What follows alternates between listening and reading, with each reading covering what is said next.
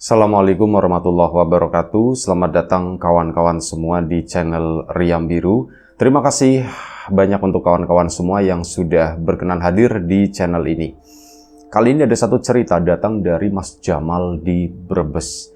Mas Jamal menceritakan tentang satu peristiwa horor yang belum lama terjadi. Kejadiannya sekitar tahun 2015 atau 10 tahun yang lalu gitu ya. Udah lumayan cukup lama juga. Nah, Mas Jamal ini bapaknya itu adalah seorang penjual mie ayam.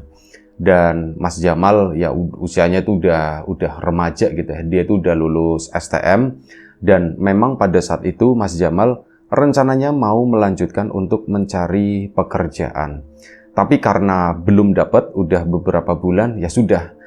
Jadi nganggur di rumah cuman bantu-bantu orang tuanya gitu ya. Salah satunya itu sebenarnya disuruh sama ibunya, "Mal, mending kamu itu jualan mie ayam kayak bapak," kata si itu ya, "buat sambil nunggu-nunggu kayak gitu, kamu jualan aja."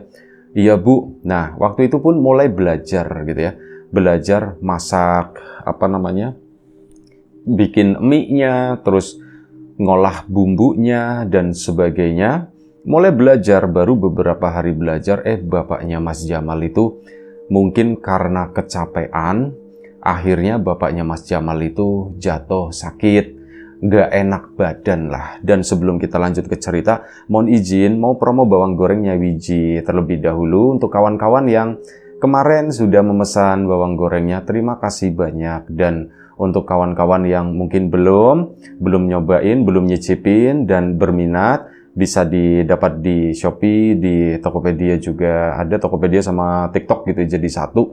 Itu bisa juga di sana, atau detailnya tuh nanti ada di bawah video ini gitu ya. Itu aja, terima kasih yang sudah memesan, yang belum ditunggu pesanannya. Baik, itu aja. Oke, kita lanjut cerita dari Mas Jamal tadi. Bapaknya itu jatuh sakit dan sakitnya memang nggak parah gitu, sakit biasalah kayak orang meriang, dan akhirnya dikerokin gitu sama emaknya, sama ibunya Mas Jamal. Setelah dikerokin, sore itu udah mulai mendingan. Dan karena sudah terlanjur masak, ini kan Mas Jamal itu memang bikinin dari, udah mulai bisa bantu bikin gitu, dari bikin mie dan sebagainya, meskipun masih diawasin, tapi alhamdulillah jadilah layak atau cukup kondisinya cukup bagus untuk dijual. Nah, bapaknya kan nggak megang, jadi niatnya hari itu, waduh gimana gitu ya, ini bapak udah bikin begini, ya namanya mie kan lumayan cukup awet, terus kayak bumbu itu juga sama, nggak masalah kalau misal untuk jualan besok paginya itu nggak masalah. Dan rencananya bapak itu mau libur, rencananya mau prek, cuman bapaknya tuh baru keinget ada pesanan. Jadi ada semacam kayak beberapa anak muda, kayak perkumpulan anak muda lah kayak gitu. Dan beberapa dari mereka itu langganan mie ayam bapaknya si Mas Jamal ini.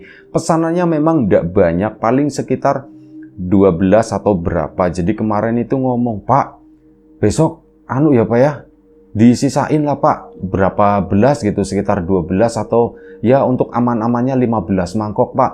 Kita besok mau bikin sesuatu di sini rame, dan ya nanti sampean ke sini agak maleman aja ndak apa-apa.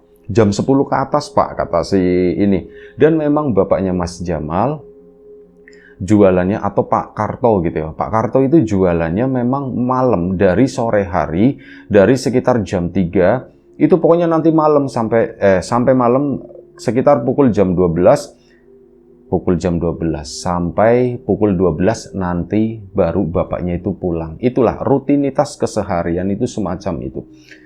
Dan bapaknya itu baru inget, "Mal, bapak itu ada pesanan Mal." "Pesanan apa Pak?" "Ya pesanan mie ayam." "Buat siapa Pak?" "Ada buat anak-anak muda, itu lagi bikin apa ndak tahu, ini di desa ini Mal." "Gimana ya Mal ya?" "Ya udah Pak, kalau kayak gitu kasih tahu aja tempatnya, nanti biar aku yang kesana Pak." Awalnya bilangnya begitu ya. "Oh ya sudah ya Mal ya, tapi kamu bisa Mal." Bapak itu ragu, dorong gerobak mie ayam itu juga susah, berat gitu. "Pak kamu bisa?" "Aku juga ndak tahu Pak," kata si Mas Jamal. Ya nanti bis Pak, tak coba, tak pelajarin." Akhirnya dipelajarin sama Mas Jamal siang itu juga. Dan akhirnya apa? Pelajaran belajar hari itu tuh ya boleh dibilang sia-sia, tapi dibilang enggak juga enggak. Karena apa? Menjelang sore sekitar jam 2, Bapak itu udah keringetan dan badan itu udah lumayan cukup enak lah, meskipun masih agak sedikit lemes. Dan di situ ngomong akhirnya Bapak, Mal, Bapak nanti dagang aja deh. Ngomong sama ibunya Mas Jamal juga, lupa, enggak istirahat aja Pak. Enggak lah Bu, sayang, kata si Bapak. Udah enggak apa-apa.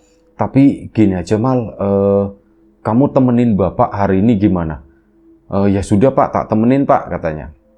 Ya wis lah gitu aja lah, Bapak ditemenin dagang ya, kamu bantuin ya dorong gerobak atau apa. Baik Pak, Mas Jamal pun nurut dan ya sore itu siap-siap.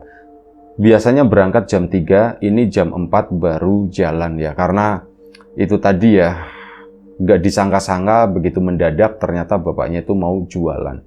Berangkatlah dari jam 4 sore, Mas Jamal pun ya belajar dari situ. Pertama ngeliatin bapaknya meracik gitu saat ada penjual. Ya Mas Jamal pun pelanggannya itu nggak pada tahu, Pak sekarang ada ini Pak, ada keneknya Pak. Ini anak saya katanya. Oh anaknya apa gitu, udah gede gitu. Iya baru lulus STM kemarin, sekarang lagi nyari kerja. Oh nyari kerja apa Pak? Nggak tahu itu. Akhirnya ngobrol-ngobrol sama Mas Jamal. Di situ ada tawaran, ya udah Mas, kalau mau nanti tak kenalin. Tapi pekerjaannya itu pekerjaan rumahan gitu ya, bukan perusahaan perkantoran kayak gitu, enggak. Tapi perusahaan rumahan karena Mas Jamal itu bisa lah mengoperasikan sebuah alat intinya kayak gitu. Dan ya ada tawaran masuk, Mas Jamal pun senang. Alhamdulillah Pak, jalan rezeki, pikirnya Mas Jamal. Iya Mal, kita nggak tahu yang namanya jalan rezeki gitu ya, bener-bener tahu-tahu ya siapa tahu ini cocok buat kamu, jalanin aja, kata Bapak. Iya Pak, iya Pak. Hari itu pun Mas Jamal itu tambah semangat, seneng rasanya. Pak, gerobaknya tak dorongin aja, kata si Mas Jamal. Akhirnya didorong sama si Mas Jamal, lumayan cukup capek. Hari pun mulai gelap, mulai maghrib. Bapak itu memang ada tempat buat mampir, buat sholat maghrib dulu di situ, ada di sebuah musola.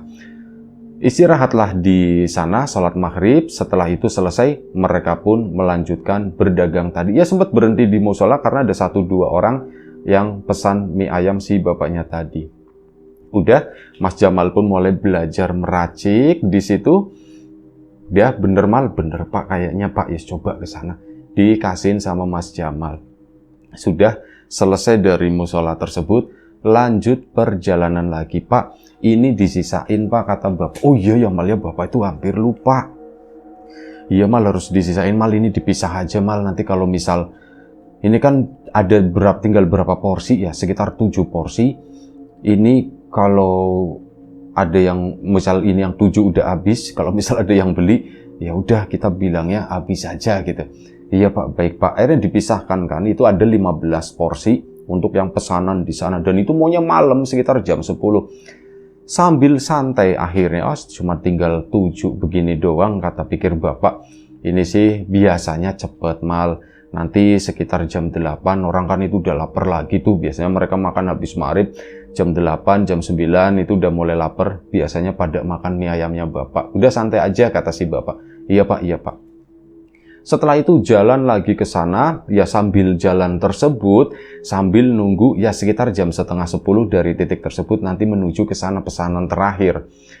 Ini yang 7 porsi itu singkat cerita habis gitu ya. Sampai akhirnya sekitar jam 10, jam 9 lewat, belum setengah 10. Kalau misal datang ke sana nanti terlalu cepat atau gimana. Takutnya nanti ada yang mesen dan stoknya kurang. Itu yang tadi sisa 7 itu udah habis semua. Bener-bener tinggal sisa yang 15 porsi pesanan doang. Setelah jam 9 lewat, ini gimana Pak? Nunggu sebentar lagi, kata Bapak. Sambil istirahat lah. Bapak gimana badan? Ya badan sih udah enak, cuman masih agak lemes, kata Bapak. Oh ya wis lah Pak. Nanti biar aku aja yang dorong ke sana. Iya. Akhirnya sudah. Jam setengah 10 kurang, mereka pun melanjutkan perjalanan untuk mengantarkan pesanan dari itu orang-orang yang ada di kampung seberang sana ya. Jalanlah mereka, jalan pun mulai beda. Dari yang sebelumnya itu lumayan cukup ramai, ini udah agak sedikit malam dan mulai sepilah di jalanan atau kampung yang dilewati oleh mereka itu. Mangkok pun udah nggak dibunyiin, udah nggak ting ting ting ting ting gitu, enggak. Cukup jalan aja karena memang disetel udah habis. Bahkan di gerobaknya lampunya pun itu udah dimatikan, udah gelap. Didorong sama Mas Jamal, Bapak pun sama-sama ngedorong dari samping ke sana. Masih jauh Pak, ya masih lumayan cukup jauh. Nanti habis ngelewatin makam, terus udah ke sana sekitar 200 meter nyampe, kata si Bapak. Oh iya baik Pak. Nah, di situ bapaknya itu minta berhenti. Mal, berhenti dulu. Iya Pak, kenapa Pak? Nanti kalau misal lewat makam, terus ada yang bilang, ada yang ngomong, Pak pesen gitu ya. Misal ada yang ngomong seperti itu, kamu jangan nengok ya, kata si Bapak. Loh, emang kenapa Pak? Wis pokoknya kalau di area makam itu, ini makamnya tuh kanan kiri, kata si Bapak. Makamnya kanan kiri dan itu tuh gelap banget. Kamu belum pernah lewat daerah sini kan? Belum Pak, aku belum pernah lewat sini Pak. Ya itu, nanti kita lewat makam, kamu berdoa dulu. Kalau ada yang mesen, ada yang manggil, biasanya sih nanti kamu ada yang manggil Mal gitu kan, atau Mas atau apa, pesen mie ayam, ada yang ngomong kayak gitu, kamu jangan nengok, kata si Bapak. Iya Pak, ini ngomong-ngomong kayaknya serem ya Pak ya. Ya kamu nggak usah terlalu dipikirin serem atau enggak, Bapak cuma ngasih tahu gitu ya. Bapak kan sering lewat ke sini soalnya. Emang kenapa sih Pak? Jadi begini, Bapak dulu itu pernah dikerjain di tempat ini, tapi udah lama banget, berapa tahun yang lalu. Lewat ke sini kayak gitu, ada yang mesen, Bapak tahu ini kuburan, tapi kok tiba-tiba, loh kok ada rumah, rumahnya nggak gede, rumahnya itu rumah kecil, cuman satu gitu ya. Loh kok ada rumah di sini? Pak, pesen mie ayam, katanya si Bapak tadi. Ini cerita sambil berhenti ya di situ ya. Pak, pesen mie ayam. Itu ada seorang perempuan sama ada seorang laki-laki. Perempuan muda sama laki-laki muda lah, usia mungkin sekitar 30-an tahun. Kemungkinan suami istri, kata si Bapak. Nah ini pesen tuh, ini siapa aku nggak kenal kan. Akhirnya, iya Mbak, sebentar Mbak. Pesen berapa? Pak, sini gerobaknya jangan kejauhan di situ. Oh iya Mbak. Akhirnya tak deketin ke situ kan, slap di halaman rumah. Rumahnya memang agak mundur ke sana. Si laki-laki itu duduk di kursi depan teras di sana, si mbak-mbaknya itu yang ke depan. Ya udah Bapak belok ke sana, masuk kan. Lewat ke situ, itu halus banget. Rasanya ya biasa aja kayak halaman rumah tanpa pagar. Bapak pun masuk ke sana, tak bikinin. Mbak, bikin berapa? 2 Pak, katanya begitu. Oh 2, baik. Tak bikinin gitu ya. Bapak pun nggak berpikir yang aneh-aneh, cuman mikirnya, perasaan ini kan di sini kuburan gitu ya. Kok ada rumah? Bapak udah sempat kepikiran, jangan-jangan aku lagi dikerjain lagi. Tapi ya enggak gitu ya. Orang nggak dikerjain, orang mereka beneran ada. Orang si mbak-mbaknya itu berdiri di belakangnya Bapak, belakang samping di situ ya. Oh enggak, orang-orangnya masih ada gitu kan, bukan setan atau gimana. Tak bikinin, begitu udah selesai Bapak nengok, jelek di situ. Yang duduk di depan rumah itu ndak ada, kata si Bapak. Rumah itu tuh ndak ada. Yang duduk, yang tadi laki-laki itu jadi sosok gede banget, kata si Bapak, hitam. Dan itu duduknya tuh di entah Kamboja atau apa, Kamboja yang udah gede. Duduknya di situ Mal. Yang perempuan gimana Pak? Yang perempuan itu berdiri di belakangnya Bapak. Dan kamu tahu itu apa? Itu kuntilanak, kata si Bapak. Bapak baru pertama kali ngelihat jarak 1 meter. Mangkok tak lempar, tak jatuhin Mal. Tak tinggal gerobak ke sana. Sana nyari pertolongan lah, kata si Bapak. Nyari pertolongan, akhirnya dibantuin kan sama warga. Itu ngambil gerobak, dan gerobak Bapak itu tahu nggak? Berada di ujung kuburan, kata si Bapak. Hah, berujung kuburan Pak? Emang Bapak masuknya jauh? Enggak, Bapak itu kayak cuman minggir dari jalan, terus ada halaman sedikit, udah Bapak di situ. Kok tahu tuh gerobaknya tuh di ujung, dikirain Bapak itu hilang atau gimana. Setelah dicariin, dibantuin sama warga, ternyata ada di belakang sana Mal. Serem ya Pak ya? Iya, terus Bapak dibilangin sama warga, Pak, kalau lewat situ, Bapak itu bukan yang pertama. Dulu itu sempat ya ada tukang bakso, ada tukang ketoprak, ada pokoknya yang dagang malam-malam, yang sate itu yang baru pertama kali lewat ke sini, atau mungkin yang memang belum tahu. Bapak udah sebelumnya udah lewat sini. Saya udah sering Pak lewat ke sini Pak, tapi ini baru pengalaman pertama. Ya mungkin malam ini giliran Bapak lagi apes, kata si warga. Nah, gini Pak, kalau lewat ke situ, udah Bapak itu tutup mata sama tutup telinga aja. Loh nanti saya nggak bisa lihat. Nggak, maksudnya nggak usah celingak-celinguk, nggak usah ngedengerin apapun di sana. Kalau ada yang manggil, ada yang mesen, sampean itu lempeng aja. Nggak usah nengok, nggak usah ngedengerin atau apa. Takutnya ya begitu nengok, sampean itu kayak kehipnotis Pak. Oh begitu, iya. Nah dari situlah Mal, makanya Bapak ngomong begini. Akhirnya karena udah malam, udah setengah 10 gitu. Ya sudah yuk jalan yuk. Tapi inget ya gitu. Iya Pak, baik Pak. Mas Jamal pun mulai agak sedikit takut. Ini makamnya itu benar-benar kanan kiri. Makam gede panjang, ada pagernya memang. Cuman apa? Ini tuh kayak rapet di tengahnya. Ini ada pohon-pohon, ada pohon beringin, ada pohon jati juga, ada pohon bambunya di sebelah kiri. Pokoknya rapet. Serem banget. Pertama Mas Jamal mau memasuki itu, suasananya itu udah bener-bener beda. Memang ada angin resek. Suara daun-daun ini kan yang kena angin itu kedengeran banget. Mas Jamal pun cuma nunduk aja gitu ya. Nunduk sambil Bapak pun ngajakin ngobrol. Mal, tadi sisa berapa ya Mal ya? Oh itu disisain 15 Pak. Oh ya sudahlah. Pesanannya itu cuma 12 kata Bapak. Sisa 3 itu barangkali ada yang mau nambah ya Mal ya. Iya Pak, diajak ngobrol, pokoknya ngobrol yang ringan-ringan, yang sebenarnya Mas Jamal itu udah tahu. Dan Mas Jamal mengerti, menyadari hal tersebut. Ini Bapak cuman biar aku pikirannya nggak kosong atau apa gitu. Akhirnya udah jalan melintasi makam tersebut. Beneran ada yang manggil, Mas, mie ayamnya isi Mas gitu. Mie ayamnya masih Mas. Mas Jamal itu langsung diem Mal, langsung digituin sama Bapak, diem. Iya Pak. Terus jalan lagi ke sana, Mas, woi mie ayam, Mas mie ayam. Kali ini suaranya tuh laki-laki. Dan si Mas Jamal tetap lempeng aja sama Bapak gitu, nggak jawab apapun. Makin dipercepat gerobaknya, Mal nggak usah cepet-cepet, biasa aja katanya. Udah biasa aja, santai, nggak usah cepet-cepet begitu. Iya Pak, iya Pak.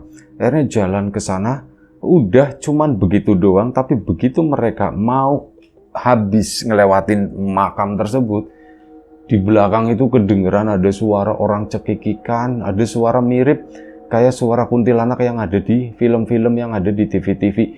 Mas Jamal sendiri tuh nggak pernah langsung mendengar suara semacam itu, taunya ya dari TV, plus ngelihat juga nggak pernah gitu ya.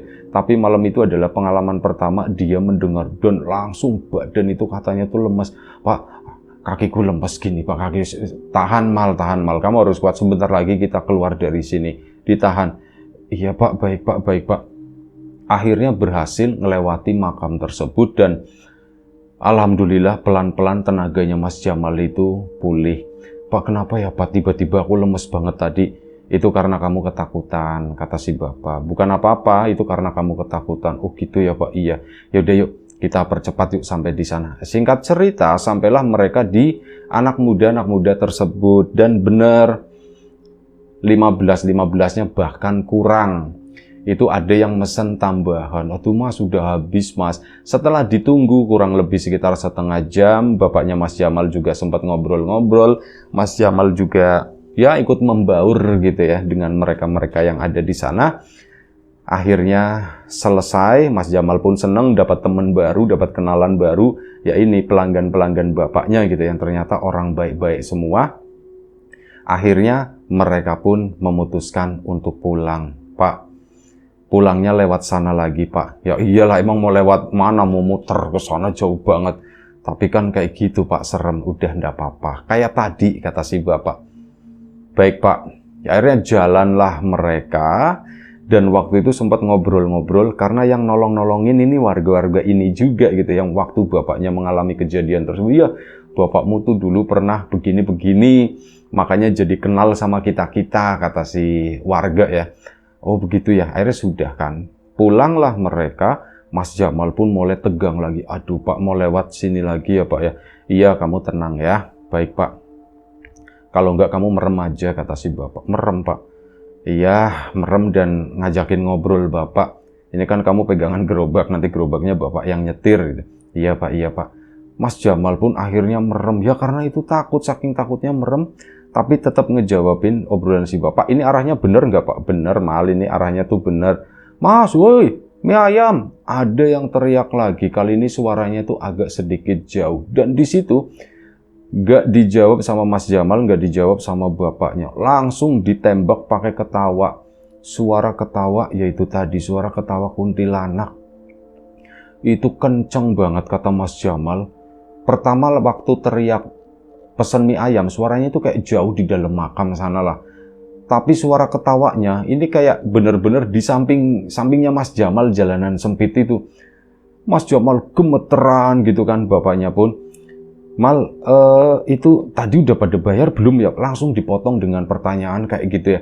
Pak, udah Pak, udah bayar Pak. Tapi dengan lemes-lemes itu, akhirnya dipaksa-paksa. Ini suara cekakakan itu tuh gak berhenti-berhenti sampai Mas Jamal itu keluar dari kuburan. Dan dia gak nyadari gitu ya, kata bapaknya. Suara Mas Jamal sendiri dengar itu suara makin pelan. Dan udah Mal, kita udah keluar dari makam gitu ya. Yuk sekarang kita dorong. 1, 2, 3, karena agak nanjak sedikit jalanan. Itu didorong sama Mas Jamal gitu ya. Ke atas ke sana, Mas Jamal pun nggak berpikir masalah tadi ada kuntilanak atau apa, itu kayak udah sepintas alhamdulillah bisa melewati hal ini. Yang kepikiran justru apa? Ternyata sebegininya ya Bapak itu nyari uang. Bapakku setiap hari tengah malam ngelewatin tempat-tempat seperti ini. Mungkin ini baru satu. Ini baru salah satunya. Aku nggak tahu rute Bapak yang lain. Karena Bapak kalau nggak salah pernah cerita ada beberapa. Rute yang lain itu aku belum tahu. Dan kemungkinan ada tempat-tempat seperti ini juga. Mas Jamal nangis di situ. Bapaknya, Mal kamu nangis Mal, ketakutan sampai nangis kayak gitu. Jangan kayak gitu. Enggak Pak, aku nangis bukan karena ketakutan Pak. Lah terus kenapa kamu nangis? Mas Jamal itu diem aja, malah apa berhenti, sesenggukan sambil jongkok di situ. Loh, kenapa? Hei, kenapa? Kenapa kamu nangis? Sadar, malah dibegituin ya. Sadar Mal. Enggak Pak, enggak apa-apa Pak, aku mau nangis sebentar, kata si Mas Jamal. Nangislah di situ, akhirnya 1 menit, 2 menit sampai akhirnya udah gitu kan.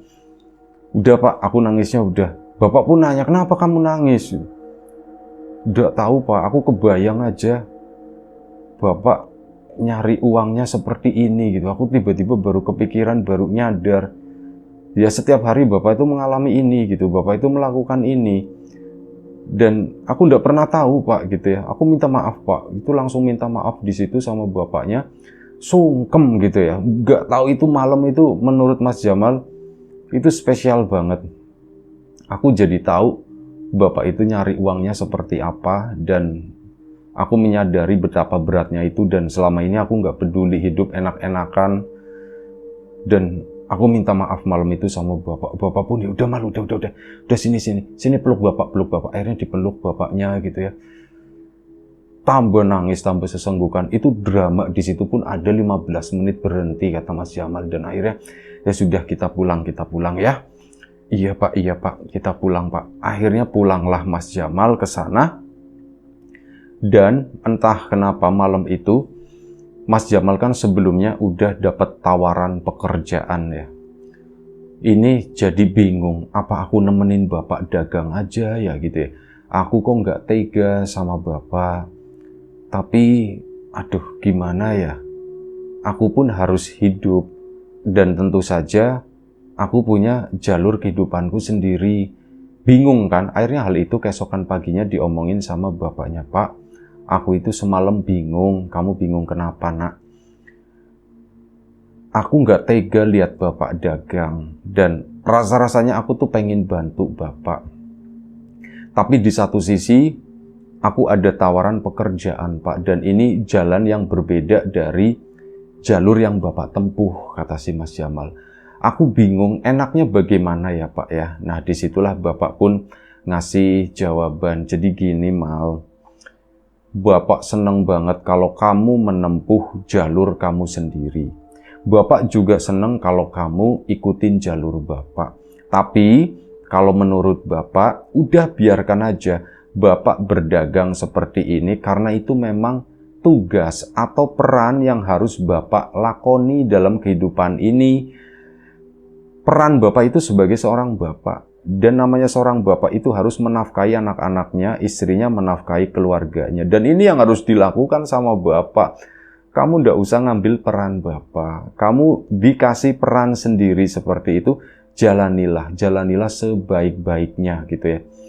Di situ lagi-lagi Mas Jamal nangis.